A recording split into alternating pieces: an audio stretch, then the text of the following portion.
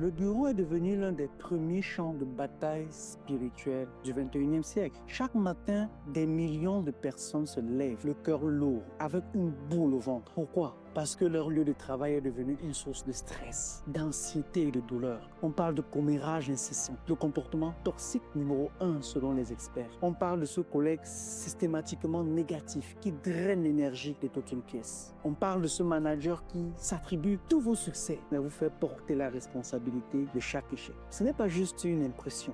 Les chiffres sont alarmants et brossent un portrait glaçant de notre réalité professionnelle. En 2025, environ 19% des travailleurs décrivent leur lieu de travail comme toxique. Presque une personne sur 5. Et l'impact est dévastateur. Plus de 22% des employés déclarent avoir subi des conséquences directes sur leur santé mentale. Tandis qu'une autre étude confirme que 22% ont souffert de problèmes de santé mentale dus au travail, comme le stress ou l'anxiété. Le harcèlement touche également près de 22% des employés, ajoutant une couche de peur à la simple exécution de leurs tâches, selon une enquête de l'American Psychology Association. Et le plus choquant, une culture d'entreprise toxique est 10 fois plus prédictive du turnover qu'un faible salaire. 10 fois. L'argent ne peut pas compenser un environnement qui vous détruit. Près de 75% des employés ont déjà envisagé de démissionner à cause de ces comportements. Beaucoup finissent par accepter cette situation comme une fatalité, en se disant on ne vient pas au travail pour se faire des amis, mais juste pour faire son travail. Ils se résignent, considérant la toxicité presque comme une norme. Mais si je vous disais que cette normalisation de la toxicité est un mensonge, si je vous disais que Dieu dans sa parole a promis que même votre environnement de travail peut expérimenter sa présence et sa paix, restez avec moi car aujourd'hui, nous n'allons pas seulement parler du problème. Nous allons découvrir ensemble la feuille de route divine pour transformer un désert professionnel en un jardin de croissance et de succès. Je suis Gildas Tankou et bienvenue sur la chaîne Rigor One.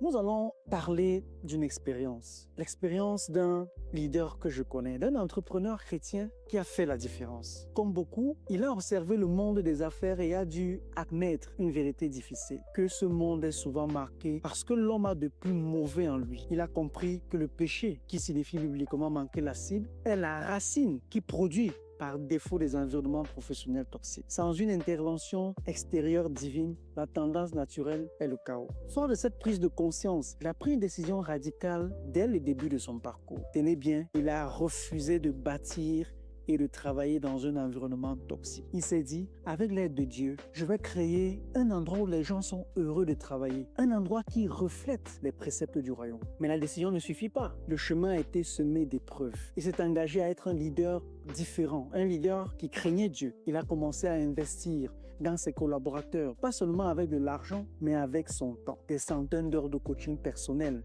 et professionnel, des formations pour les bâtir et pour contribuer à leur succès. Il voulait déjouer le paradoxe où l'on prône le bien-être tout en créant des attentes irréalistes qui mènent à l'épuisement.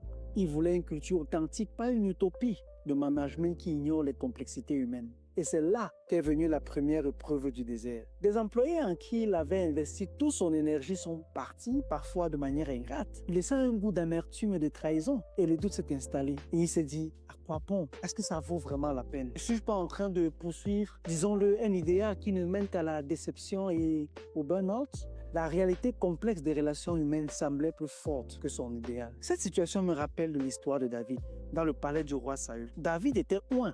Il avait un cœur pour Dieu et il servait le roi avec une loyauté et une excellence irréprochables. Mais il évoluait dans l'environnement le plus toxique qui soit. La jalousie maladive, la paranoïa, les complots, les accusations infondées, les tentatives de meurtre. Combien de fois David a-t-il dû se demander s'il n'aurait pas mieux fait de rester garder ses moutons? Il excellait et son excellence même attisait la haine. C'est l'essence d'un environnement toxique. Même le bien que vous faites peut être retourné contre vous. Cet entrepreneur se sentait comme David, piégé. Il luttait pour faire le bien dans un système qui semblait récompenser le mal. Chaque départ ingrat était une lance jetée par Saül. La tentation d'abandonner, de devenir cynique et de se dire finalement, les autres ont raison, le business, c'est juste le business, était immense. Il priait, mais le changement semblait lointain. Il était au bord de la désillusion, confronté à ses propres attentes trop élevé qui ne menait qu'à la frustration. Plus de 80% des gens disent que la toxicité nuit à leur capacité et ils le ressentaient personnellement. Sa patience était mise à l'épreuve, sa motivation diminuait, son stress augmentait. C'est précisément dans ce creuset de l'épreuve que la véritable transformation allait commencer.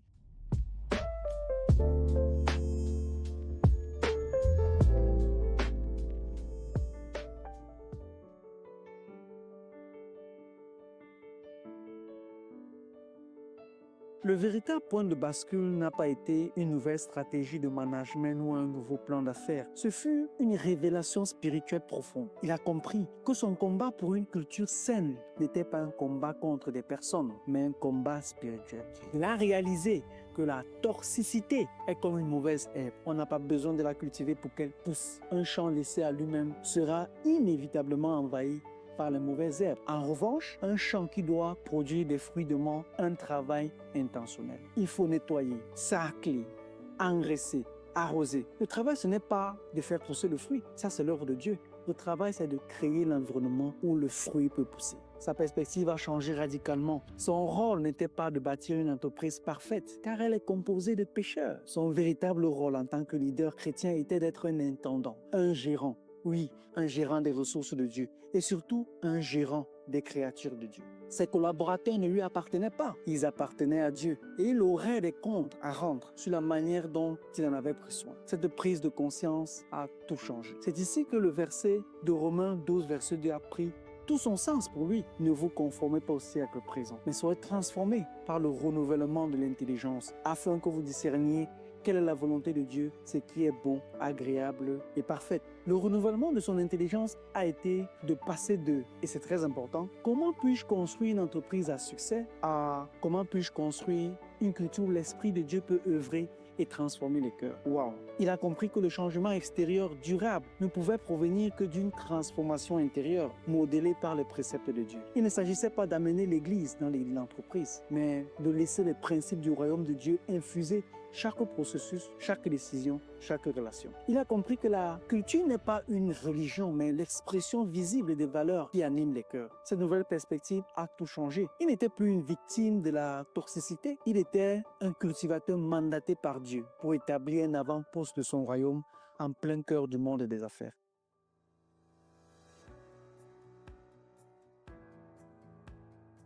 Alors, comment cette révélation s'est-elle traduite en action concrète? Il a bâti un système intentionnel. Voici les piliers de cette stratégie du royaume, directement issus de son expérience. La première étape, établir une culture systémique. La première chose qu'il a faite a été de créer un programme central dans son entreprise standard, appelé « Gagner au travail et dans la vie ». Le principe est simple, notre vie est un tout. On ne peut pas être épanoui à la maison si on est brisé au travail et vice-versa. Ce programme est intégré dès le premier jour dans le processus d'intégration de chaque nouvel employé.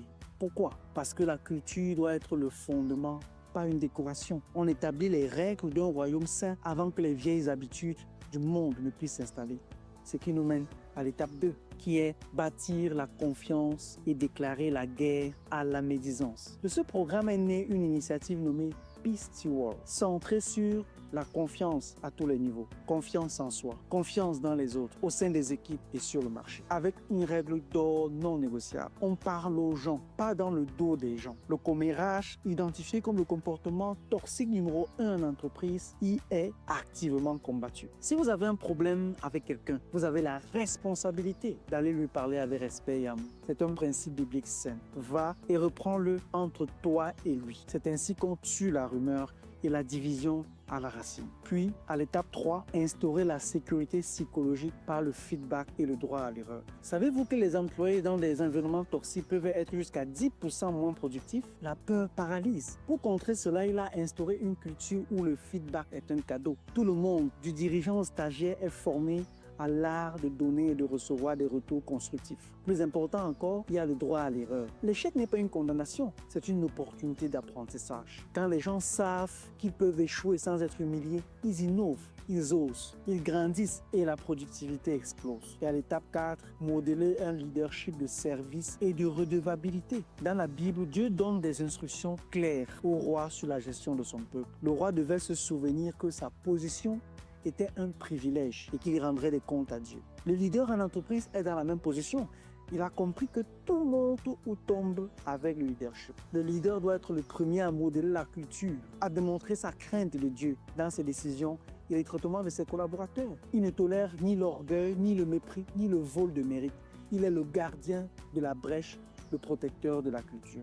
Ce qui nous mène à l'étape 5, engager le combat spirituel par la prière. C'est le pilier invisible qui soutient tout le reste. Il a fait de la prière une discipline de leadership. Prier pour ses collaborateurs, rechercher leur bénédiction. Il a compris que le péché amènera toujours les gens à créer du désordre, parfois sans même le savoir. Son rôle est donc de se tenir à genoux et de prier pour que les esprits de toxicité et de division se soumettent à l'autorité de Christ sur son entreprise. Ce n'est pas passif, c'est un combat actif pour l'âme de son organisation. Ce système n'est pas une religion, c'est une culture. Le but n'est pas de formater les gens, mais de créer un environnement où ils peuvent exprimer le meilleur de leur potentiel. Ceux qui s'intègrent sont célébrés. Ceux qui refusent le système, comme un corps sain, finit par les rejeter, non par jugement, mais parce que la greffe n'a pas été possible. Quel résultat a-t-il obtenu de tout cela? Ce n'est pas une entreprise parfaite. Il y a encore des défis, des déceptions, car elle est composée de pécheurs. Mais c'est un lieu où l'acceptable et l'inacceptable